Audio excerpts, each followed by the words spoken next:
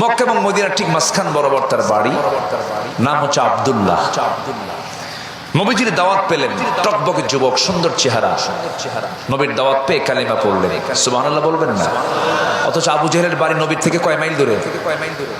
হ্যাঁ, সাথী বাড়ি, কিন্তু কালেমা জোটে নাই। কোথাকার সালমান আল ফারসি, পারস্যের মানুষ, কত দূর থেকে সে রাসূলকে চিনে কালেমা পড়লেন, লা ইলাহা ইল্লাল্লাহ। অনেকে কয় হুজুর কপালটা খুব ভালো হতো যদি নবীর যুগে জন্ম হতো, নবীকে দেখতাম, আমার ঈমান আনতাম, কি সুন্দর হতো। এরকম অনেকে গল্প করে না?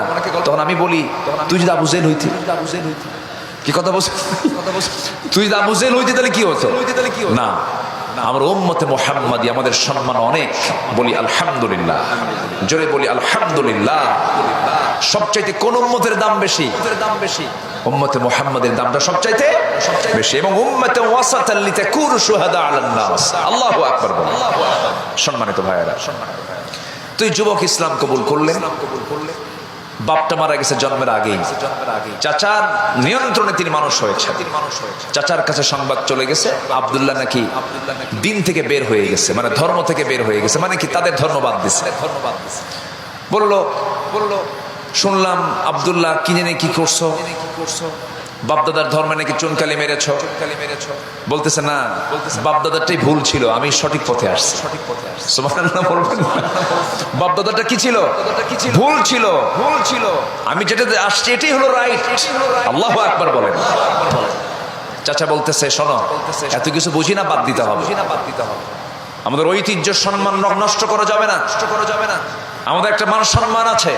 হাসবুনা মা ওয়াজাদনা, আছে একটা আয়াত আছে না, যে আমার বাপ দাদা যা চলে করে গেছে এটাই যথেষ্ট।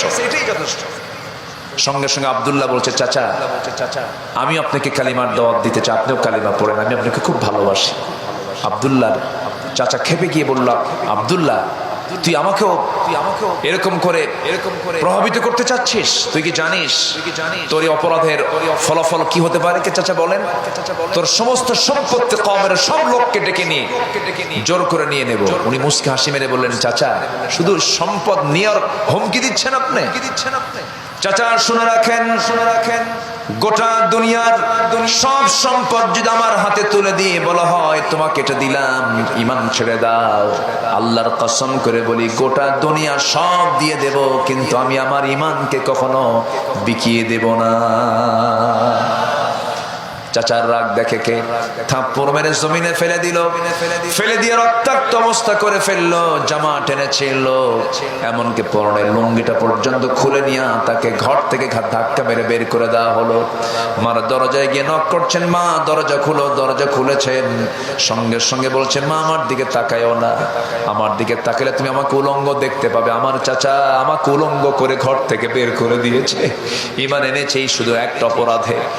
সঙ্গে সঙ্গে মাকে লক্ষ্য করে বলছেন, মা দেখো তো ঘরের মধ্যে কোনো চাদর আছে কিনা, একটা কাপড় আছে কিনা। এক খণ্ড কাপড় দেওয়া হলো, কোনো মতো সতরটা ঢাকলেন, ঢেকেই বলছেন, আমার মা আমার জন্য দোয়া করো, পৃথিবীর কোনো দরবার ভাল লাগে না, আমি আমার নবীর দরবারের দিকে রওনা দিলাম।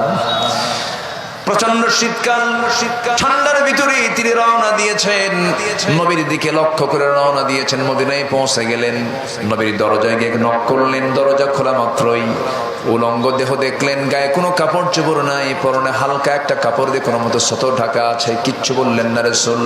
ভিতরে ঢুকে সুন্দর দুইটা জুব্বা হাতের মধ্যে করে নিয়ে এসে বলছেন, আব্দুল্লাহ তাড়াতাড়ি কাপড়টা পরো, ঠান্ডায় তুমি অসুস্থ হয়ে যাবা। বিস্তারিত শুনলেন এটার কারণ কি হয়েছিল সব শোনার পরে বলছেন, আব্দুল্লাহ তোমার চাচা তোমাকে বস্ত্রহীন করে উলঙ্গ করে ঘর থেকে বের করে দিয়েছে, আর বিশ্বনবী তার পছন্দের জুব্বা তোমাকে দান করেছে। যেরকম সুবহানাল্লাহ। মনটা তার ভরে গেল, খুব আনন্দিত হলেন। আমার নবীজি তো কাউকে হতাশ করতেন না কখনো। যে কোনো ব্যক্তি যে কোনো সময় যে কোনো বিষয় হাজির হয়ে যদি রাসূল তাকে উৎসাহ দিয়ে বিদায় করতেন। হুনাইন যুদ্ধের সময় আমার নবীজি ফিরে আসলেন, হুনাইন যুদ্ধের গনিমতের মালগুলো সব মুহাজিরদের হাতে দিলেন, আনসারদের হাতে দিলেন না। আমার নবীজি মদিনা আসার সঙ্গে সঙ্গে কিছু কিছু সাহাবী এমন কথা বলে ফেললেন, রাসূল আমাদেরকে ভুলে গেছেন, মুহাজিরদের পক্ষে কাজ করছেন, রাসূল আমাদের কথা খেয়াল রাখি না, সব মুহাজিরদেরকে দিয়ে দিল। এই জাতীয় কথা যখন নবীর কানে গেল, আমার নবীজি চুল পরিমাণ হতাশ হলেন না, মনক্ষুণ্ণ হলেন না, কি সুন্দর করে সমাধান করলেন। ও সাহাবীরা শোনো, হে আমার আনসার সাহাবীরা শোনো, মুহাজিররা তারা ছাগল নিয়ে গেছে ঘরে, মুহাজিররা তারা ভেড়া নিয়ে গেছে ঘরে, উট নিয়ে গেছে ঘরে, কিন্তু আনসার সাহাবীরা তোমরা তোমাদের ঘরে তোমাদের রাসূলকে নিয়ে চলে গেছো। সুবহানাল্লাহ বলে। রাসূল কি শান্ত পরিবেশ তৈরি করে হতাশ দূর করে দিলেন। কি চিন্তা করে আনসার, আমি তো তোমাদের ঘরের মেহমান, তোমাদের আবার কি লাগবে? সুবহানাল্লাহ বলবেন না? আমার নবীজি বলছেন, আব্দুল্লাহ আমি জুব্বা দিলাম, তোমার কোনো টেনশন নাই, যাও। আর কিছু বলবা? আব্দুল্লাহ বলে, হুজুর আমার একটা দোয়া আছে। কি দোয়া? আপনি তো আমার জন্য দোয়া করেন, আমি যেন শহীদ হয়ে যাই। যেরকম সুবহানাল্লাহ, আমি যেন শহীদের মর্যাদা পেয়ে যাই। আমার নবীজি দুটো হাত উঁচু করে আল্লাহর দরবারে দোয়া করছেন, আল্লাহ তাআলা আমার আব্দুল্লাহর জানমালকে তুমি কাফের বেঈমানদের জন্য হারাম করে দাও। এই কথা শোনার সঙ্গে সঙ্গে সাহাবীর মন খারাপ হয়ে গেল। তিনি বলছেন, ইয়া রাসূলুল্লাহ আপনি এমনটা করে দোয়া করলেন, আমি শহীদ হব কেমনে? কাফের মুশরিকদের আঘাত যদি আমার দেহে না লাগে, আমি শহীদের মর্যাদা কেমন করে পাবো? রাসূল বলেন, আব্দুল্লাহ রে, তোমার জন্য আমি যে দোয়া করেছি চিন্তা করো না, কারণ তোমার যদি শাহাদাতের তামান্না হৃদয়ে লালন হয়ে থাকে, ওয়াইম্মা তাআলা ফিরাশিহি, তোমার মৃত্যু যদি বিছানায় হয়ে থাকে, আল্লাহ রাব্বুল আলামিন তোমাকে শহীদের দরজা দিয়ে দিবেন। যেরকম সুবহানাল্লাহ। অনেক লম্বা কথা। রাসূল বলছেন, আব্দুল্লাহ কোরআনাতে নাও, আসহাবের সোফার মধ্যে চলে যাও।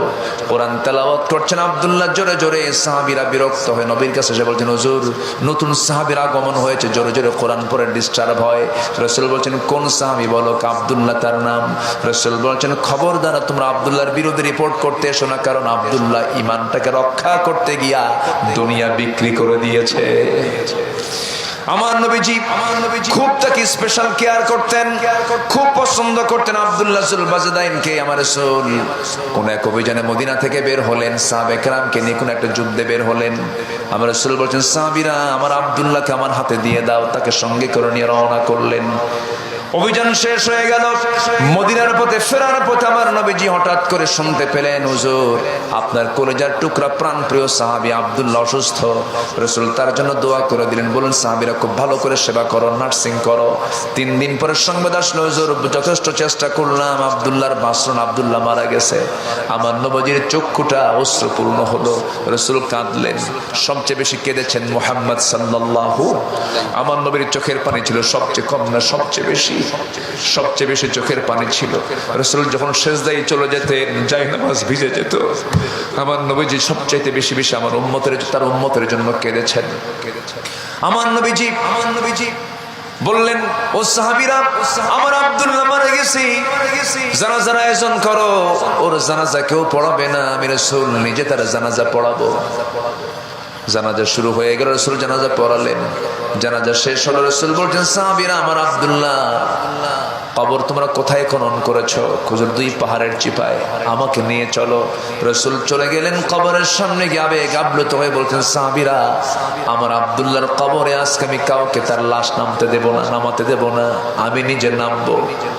আমার নবীজি নিজে কবরে নামলেন। নামার পরে বলছেন, আবু বকর ডানে নামো, ওমর বামে নামো। আমার নবীজি হাত দুটা গায়ে দিয়ে বলছেন, ও আমার সাহাবীরা আমার কলেজার টুকরা আব্দুল্লাহর লাশটা আমার হাতে তুলে দাও। রাসূল লাশটা হাতে তুলে নিলেন। বলছেন, আবু বকর মাথাটা ধরো, ওমর পাটা ধরো। রাসূল আস্তে করে কবরে শোয়া দিলেন। বুকের উপরে হাত রেখে আবেগ আপ্লুত হয়ে বলছেন, ও আকাশের মালিক আল্লাহ, আব্দুল্লাহ সারা জীবন যা করেছে সব কাজে আমি সন্তুষ্ট, এখন মুহূর্ত পর্যন্ত আমি সন্তুষ্ট, তুমি আব্দুল্লাহকে মাফ করে দাও।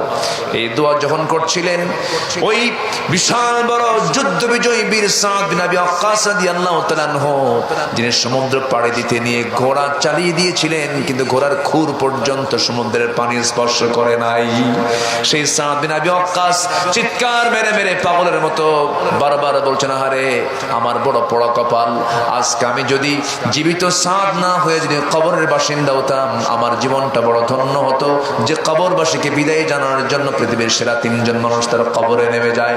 যেরকম সুবহানাল্লাহ।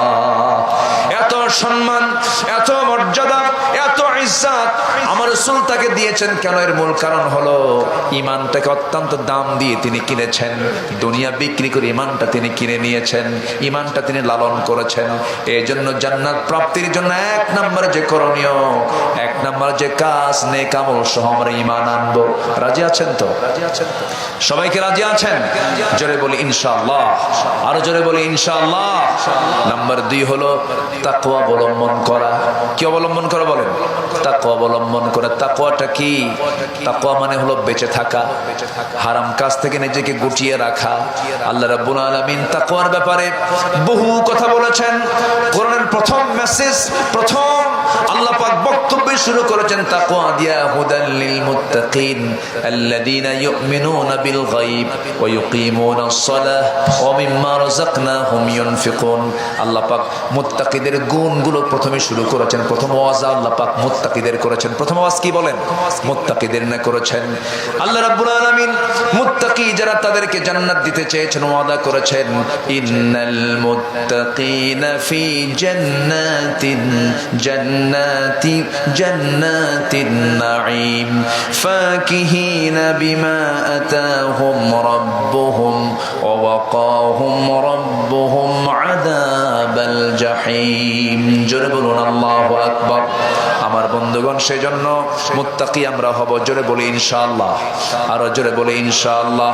মুত্তাকিটা কি একটা এক্সাম্পল দিলে খুব সহজ হবে। একজন খলিফা ছিলেন, তার নাম হলো ওমর বিন খাত্তাব। কয় নম্বর খলিফা বলেন তো? কয় নম্বর খলিফা?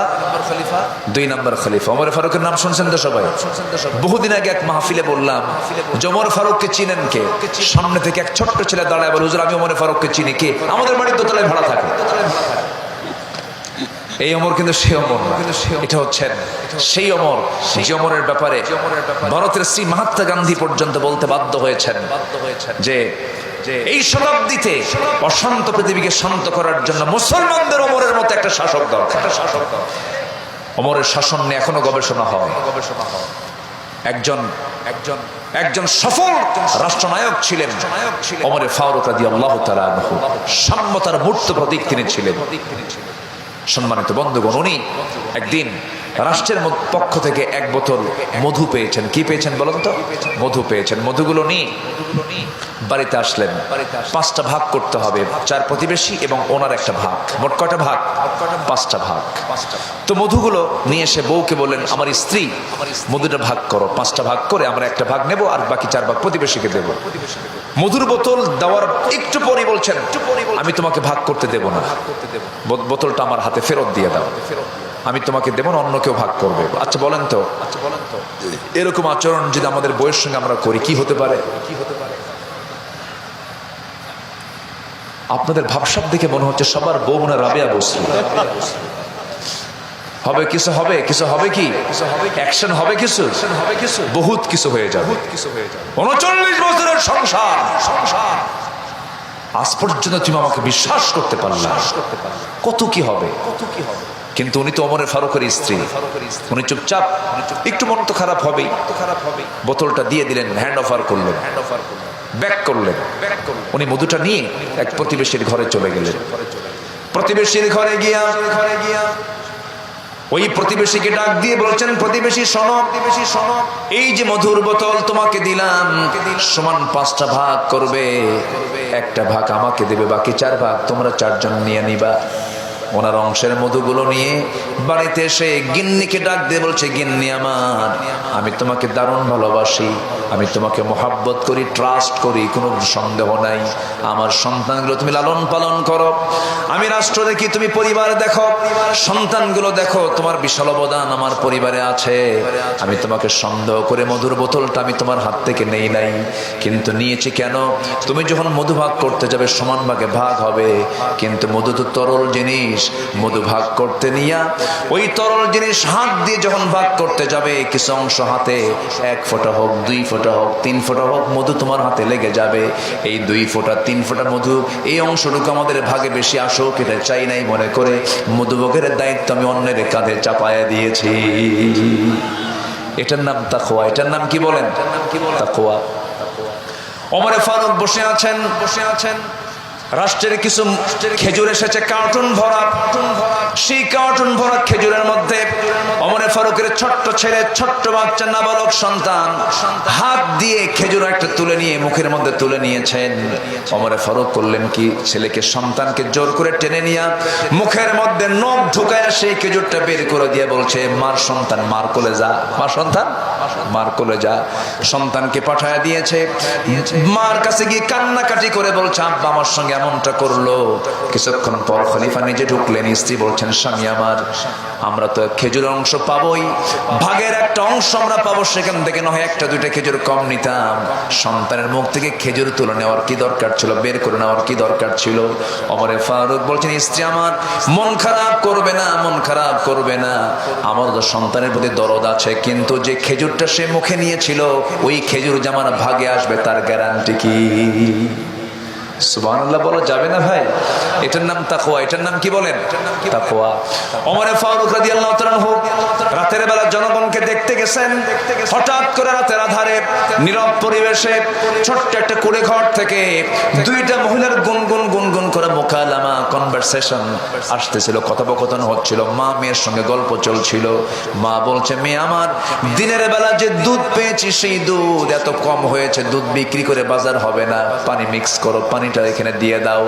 এবার মেয়ে বলছে, মা এটা আমার দ্বারা সম্ভব না, কারণ ওমরের শাসন মারাত্মক, ভয়ঙ্কর শাসন, কোনো ক্রমে জানতে পারলে বিশাল বড় শাস্তি হয়ে যাবে, এটা আমার দ্বারা সম্ভব না।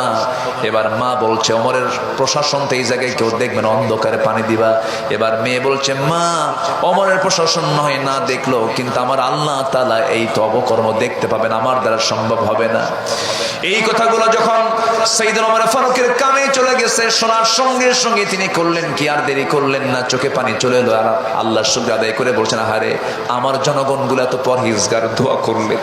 বাড়িতে গেলেন, বউকে ডাক দিয়ে বলছেন, বউ আমার, আমি আজকে বহুদিন যাবত আমার ছেলেকে বিয়ে করাবো, আমার ছেলে কি নতুন সুন্দর একটা পরিবার দেখে, মেয়ে দেখে আমার ছেলেকে বিয়ে করাবো, কিন্তু ভালো বৌমা পাচ্ছিলাম না, ভালো মেয়ে পাচ্ছিলাম না।